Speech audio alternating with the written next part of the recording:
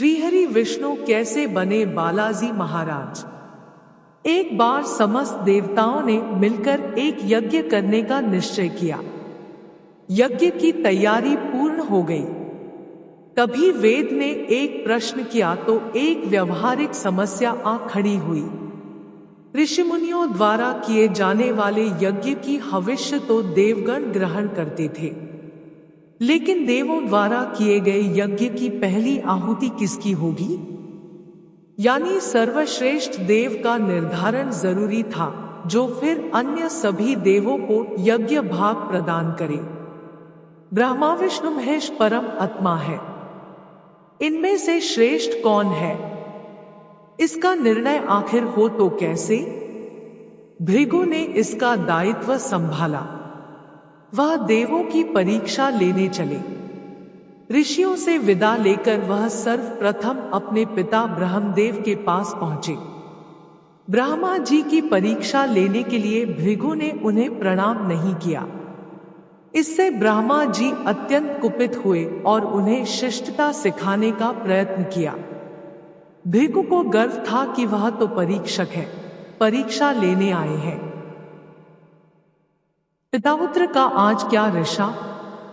भृगु ने ब्रह्मा देव से अशिष्टता कर दी। ब्रह्मा जी का क्रोध बढ़ गया और अपना कमंडल लेकर पुत्र को मारने भागे।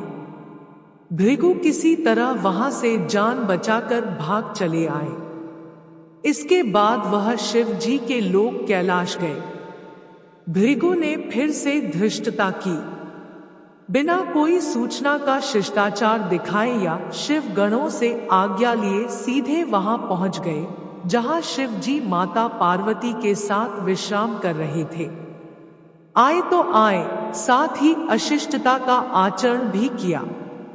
शिव जी शांत रहे, पर भृगु न समझे। शिव जी को क्रोध आया तो उन्होंने अपना त्रिशूल उठाया। भृगु वहां से भागे।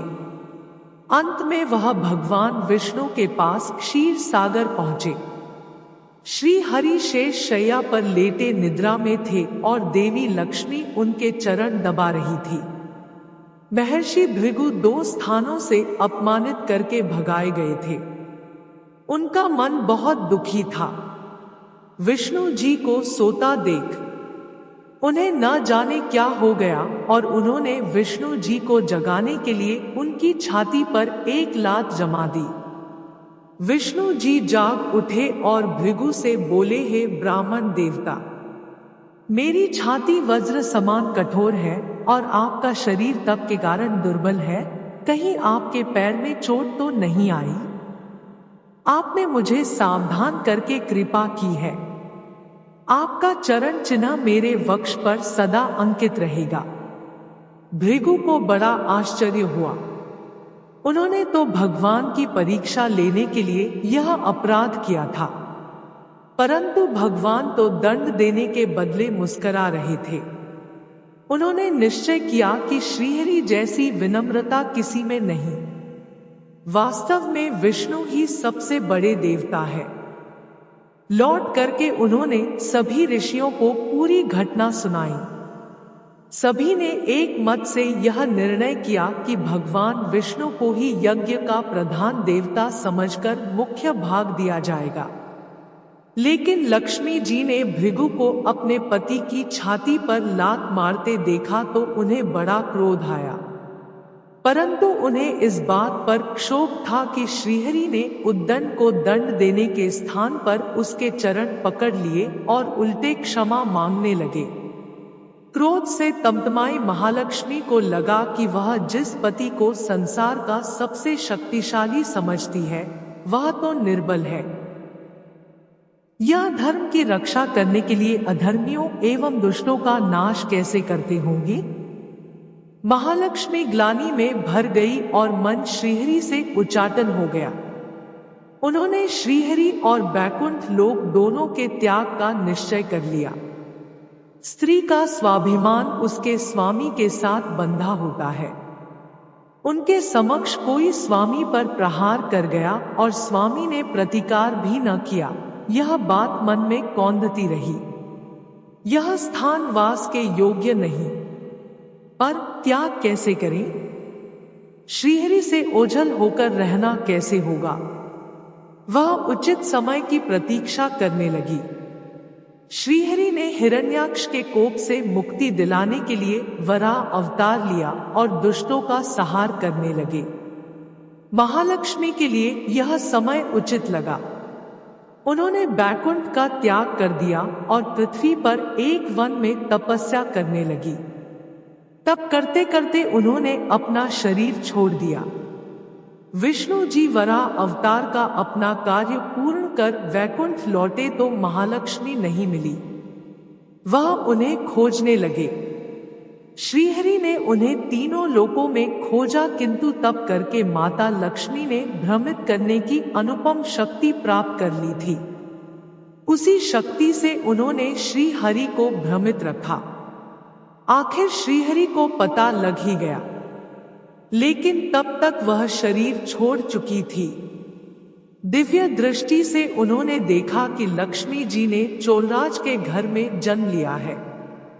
श्रीहरि ने सोचा कि उनकी पत्नी ने उनका त्याग सामर्थ्यहीन समझने के भ्रम में किया है, इसलिए वह उन्हें पुनः प्राप्त करने के लिए अलौकिक शक्तियों का प्रयोग नहीं करेंगे। महालक्ष्मी ने मानव रूप धरा है, तो अपनी प्रिय पत्नी को प्राप्त करने के लिए वह भी साधारण मानवों के समान व्यवहार करेंगे और महालक्ष्मी जी का हृदय और विश्वास जीतेंगे। भगवान ने श्रीनिवास का रूप धरा और पृथ्वी लोक पर चोलनरेश के राज्य में निवास करते हुए महालक्ष्मी से मिलन के लिए उचित अवसर की प्रतीक्षा करने लगे। राजा आकाशराज निःसंतान थे।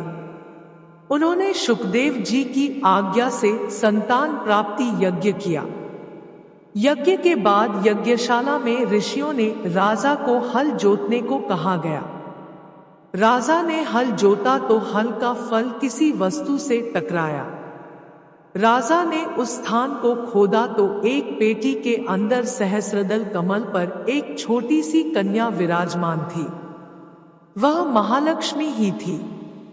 राजा के मन की मुराद पूरी हो गई थी।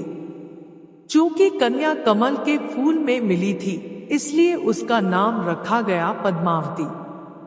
पद्मावती नाम के अनुरूप ही रूपवती और गुणवती थी, साक्षात लक्ष्मी का अवतार। पद्मावती विवाह के योग्य हुई। एक दिन वह बाग में फूल चुन रही थी। उस वन में श्रीनिवास बालाजी आखेट के लिए गए थे। उन्होंने देखा कि एक हाथी एक युवती के पीछे पड़ा है और डरा रहा है। राजकुमारी के सेवक भाग खड़े हुए। श्रीनिवास ने तीर चलाकर हाथी को रोका और पद्मावती की रक्षा की। श्रीनिवास और पद्मावती ने एक दूसरे को देखा और रीझ गए। दोनों के मन में परस्पर अनुराग पैदा हुआ, लेकिन दोनों बिना कुछ कहे अपने अपने घर लौट गए। श्रीनिवास घर तो लौट आए, लेकिन मन पद्मावती में ही बस गया। वह पद्मावती का पता लगाने के लिए उपाय सोचने लगे। उन्होंने ज्योतिषी का रूप धरा और भविष्य बाँचने के बहाने पद्मावती को ढूंढने निकल पड़े। धीरे धीरे ज्योतिषी श्रीनिवास की ख्याति पूरे चोल राज में फैल गई। पद्मावती के मन में श्रीनिवास के लिए प्रेम जागृत हुआ। वह भी उनसे मिलने को व्याकुल थी, किंतु कोई पता ठिकाना न होने के कारण उनका मन चिंतित था। इस चिंता और प्रेम विरह में उन्होंने भोजन श्रृंगार आदि का त्याग कर दिया। इसके कारण उसका शरीर कृशकाय होता चला गया। राजा से पुत्री की यह दशा देखी नहीं जा रही थी, वह चिंतित थे। ज्योतिषी की प्रसिद्धि की सूचना राजा को हुई। राजा ने ज्योतिषी श्रीनिवास को बुलाया और सारी बात बताकर अपनी कन्या की दशा का कारण बताने को कहा। श्रीनिवास राजकुमारी का हाल समझने पहुंचे तो पद्मावती को देखकर प्रसन्न हो गए। उनका उपक्रम सफल हुआ। उन्होंने पद्मावती का हाथ अपने हाथ में लिया।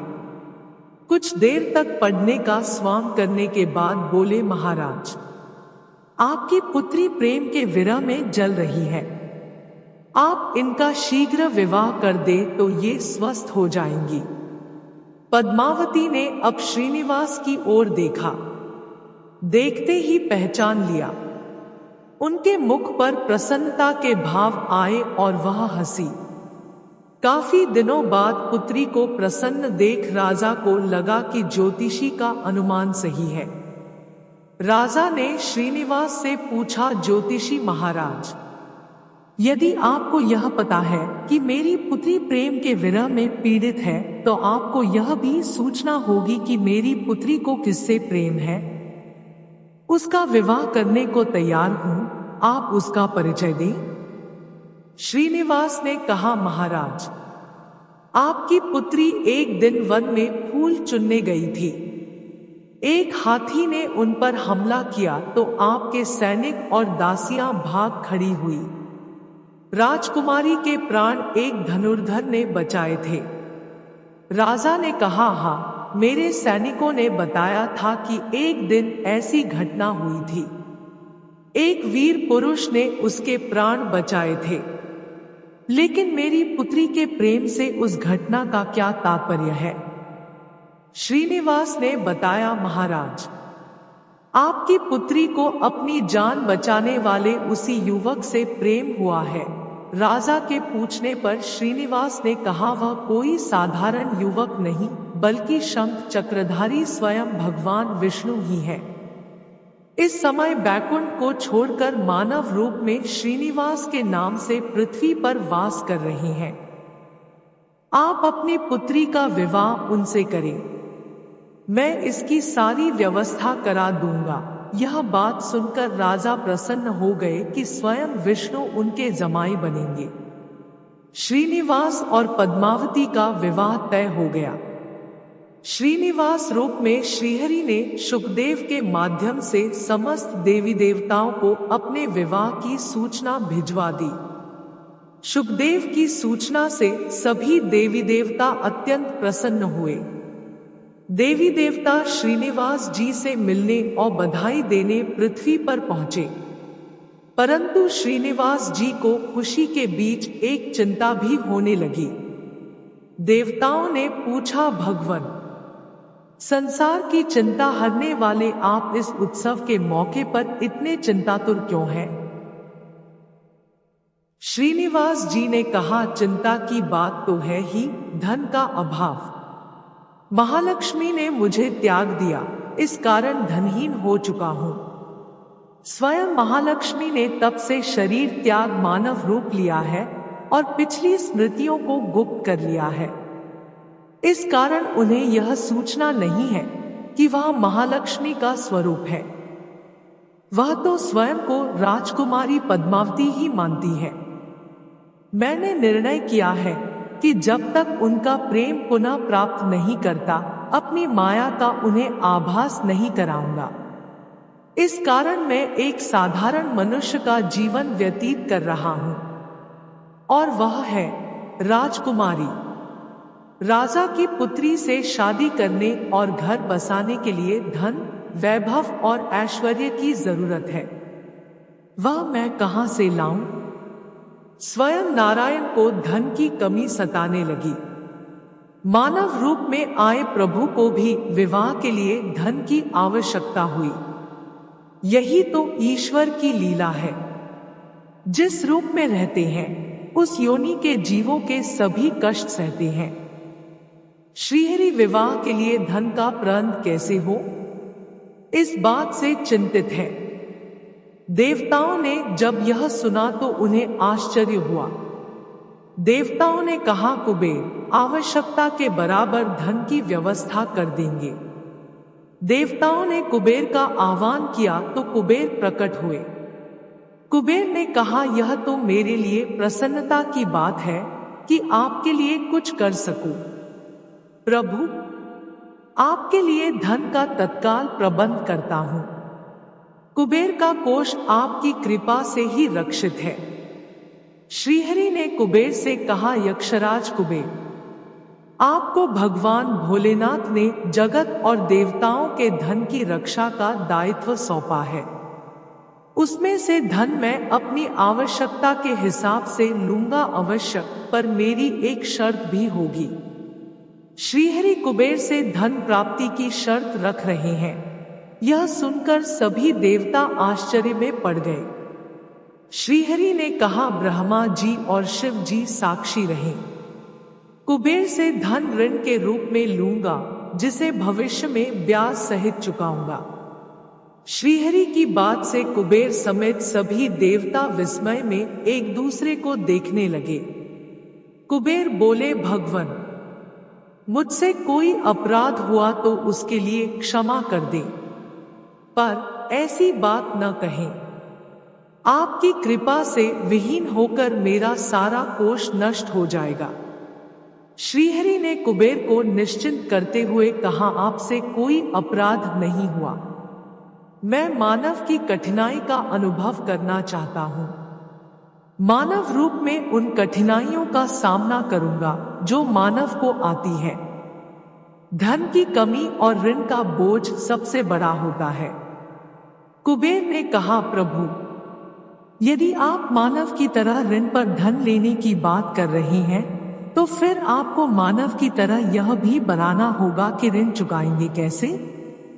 मानव को ऋण प्राप्त करने के लिए कई शर्तें झेलनी पड़ती हैं।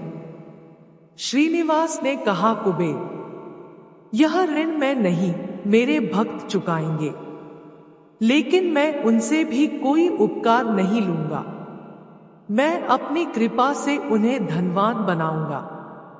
कलयुग में पृथ्वी पर मेरी पूजा धन, ऐश्वर्य और वैभव से परिपूर्ण देवता के रूप में होगी। मेरे भक्त मुझसे धन, वैभव और ऐश्वर्य की मांग करने आएंगे। मेरी कृपा से उन्हें यह प्राप्त होगा। बदले में भक्तों से मैं दान प्राप्त करूंगा जो चढ़ावे के रूप में होगा। मैं इस तरह आपका ऋण चुकाता रहूंगा। कुबेर ने कहा, भगवान, कलयुग में मानव जाति धन के विषय में बहुत विश्वास के योग्य नहीं रहेगी। उन पर आवश्यकता से अधिक विश्वास करना क्या उचित होगा। श्रीनिवास जी बोले, शरीर त्यागने के बाद तिरुपति के तिरुमाला पर्वत पर बालाजी के नाम से लोग मेरी पूजा करेंगे।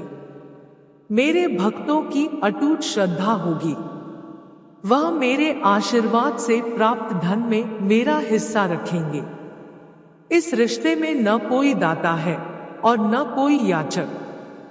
हे कुबेर, कलयुग के आखिरी तक भगवान बालाजी धन, ऐश्वर्य और वैभव के देवता बने रहेंगे।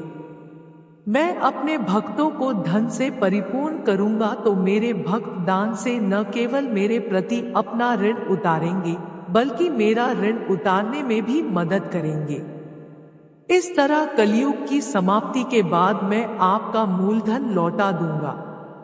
कुबेर ने श्रीहरि द्वारा भक्त और भगवान के बीच एक ऐसे रिश्ते की बात सुनकर उन्हें प्रणाम किया और धन का प्रबंध कर दिया। भगवान श्रीनिवास और कुबेर के बीच हुए समझौते के साक्षी स्वयं ब्रह्मा और शिव जी हैं। दोनों वृक्ष रूप में साक्षी बन गए। आज भी पुष्करणी तीर्थ के किनारे ब्रह्मा और शिव जी बरगद के पेड़ के रूप में साक्षी बनकर खड़े हैं। ऐसा कहा जाता है कि निर्माण कार्य के लिए स्थान बनाने के लिए इन दोनों पेड़ों को जब काटा जाने लगा तो उनमें से खून की धारा फूट पड़ी। पेड़ काटना बंद करके उसकी देवता की तरह पूजा होने लगी। इस तरह भगवान श्रीनिवास, बालाजी और पद्मावती महालक्ष्मी का विवाह पूरे धूमधाम से हुआ, जिसमें सभी देवगण पधारे। भक्त मंदिर में दान देकर भगवान पर चढ़ा ऋण उतार रहे हैं, जो कलयुग के अंत तक जारी रहेगा। जय श्री बालाजी महाराज। ऐसी ही और वीडियो के लिए हमारे चैनल को सब्सक्राइब करें।